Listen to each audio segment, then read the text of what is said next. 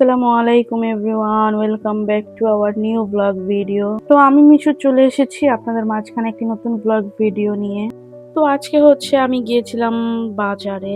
বাজার থেকে যাবতীয় প্রয়োজনীয় জিনিস বাজার টাজার করে নিয়ে আসলাম।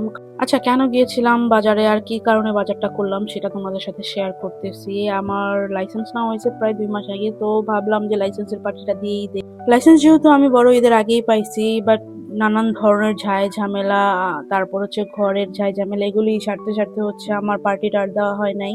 এত ঝামেলার পরে এরপরে আবার চলে আসলো ঈদের মধ্যে কোরবানি করার ঝামেলা, এগুলি তো আছে, এই জন্য আর এই পার্টিটা আমার করা হয় নাই, লেট হয়ে গেছে। তাই ভাবলাম এখন যেহেতু একটু ফ্রি আছি তো পার্টিটা এখনই করে ফেলি। দেন সবাইকে বলা হয়ে গেছে, তাও যাবতীয় প্রয়োজনীয় যত জিনিসপত্র আছে আমি নিয়ে আসছি আজকে। আচ্ছা, পার্টিতে আমরা করতেছি গরুর গোশত, হোয়াইট রাইস, দেন মুরগি, তারপর কাতল মাছ ভাজি, এগুলি। তো আজকের দিনটা কিন্তু আমাদের জন্য খুবই ব্যস্ততম দিন, কারণ মামি তো সবকিছু করতেছে ম্যানেজ, তারপর মামির সাথে যতটুকু পারছি আমি হেল্প করছি। তো এইদিকে রান্না বান্নার জন্য আয়োজন চলতেছে, কাটাকাটি, বাটা বাটি, রান্না বান্না সবকিছু। আর এই ফাঁকে আমি একটু ভিডিও করতেছি। ভাই, চিকেন ছাড়া কিন্তু চলেই না, কারণ বাচ্চারা বড়রা যাই বলো সবাই চিকেন পছন্দ করে, আর বিশেষ করে বাচ্চাদের তো চিকেন ছাড়া হয় না, যতই বিফ থাকুক মাছ থাকুক। তো আমাদের পার্টি যেহেতু রাতের, তো বিকাল দিকে রান্না বান্না শুরু করছিল। সকাল দিকে সব কাইটা কুইটা রেডি করে রাখছে, দেন বিকাল দিকে রান্না টান্না বসাইছে। তো যখন রান্না বান্না শেষ হইলো, আমি আর আমার বাচ্চারা সবাই ফ্রেশ ট্রেশ হয়ে রেডি টেডি হয়ে নিছি, কারণ অলরেডি 8টা বেজে গেছে, সবাই চলে আসবে। ভাইরে ভাই, ভাবা যায় কি পরিমাণ মেকআপ করছি দেখছো।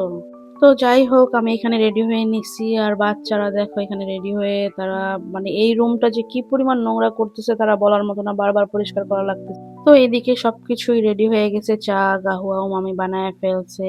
আয়শা এদিকে স্বামীকে নিয়ে বসে আছে, ও মূলত আমার বাচ্চাদের সামলায় আর ক্লিনিং করে, আয়রন টায়রন করে, ওর কাজে এই। এদিকে আমার মজলিস রুমটাও পুরাপুরি গুছ গাছ পরিষ্কার করা, পাশে আমি বুকুরও ধরায় দিছি। এখানে এই রুমটা মূলত সবসময় অফই থাকে, আমি বাচ্চাদেরকে এই রুমে ঢুকতে দেই না, কারণ একটা রুম অন্তত পক্ষে ভালো থাকুক, এখানে হঠাৎ কোনো গেস্ট আসলেই যাতে বসা যায়। এদিকে আমি আর আমার মেয়ে রেডি হয়ে গেস্টদের জন্য অপেক্ষা করতে। আজকে জানি কেন সবাই একটু লেট করে ফেলছে আসতে আসতে, আমরা অনেক ওয়েট করতে করতে তারপরে তারা আসছে। এইবার আমি বলি আমি কাকে কাকে দাওয়াত দিছি। আমাদের পাশেই যে কয়েকটা ফ্যামিলি আছে, লাইক বোনের চেয়েও বেশি ফ্রেন্ড, সো আমরা সবাই মিলে প্রতি সপ্তাহে কিন্তু একত্রিত হই। কখন এই বাসায় যাই, কখন ওই বাসায় যাই, প্রতি সপ্তাহে আমাদের কোনো না কোনো বাসায় দাওয়াত থাকার। এখন যেহেতু বন্ধের টাইম, এখন কিন্তু আরো বেশি, প্রতি বছরই যখন স্কুল অফ অফ টাইমটা আসে, ঠিক আছে, তখন কিন্তু আমাদের পার্টিগুলি বেশি জমজমাট হয়ে যায়। আর প্রতি সপ্তাহে যখন স্কুল চলে তো তখনও কিন্তু পার্টি থাকে, যখন স্কুলটা অফ দেয়, অফ ডে থাকে সপ্তাহে, তখনও কিন্তু আমরা পার্টিটা।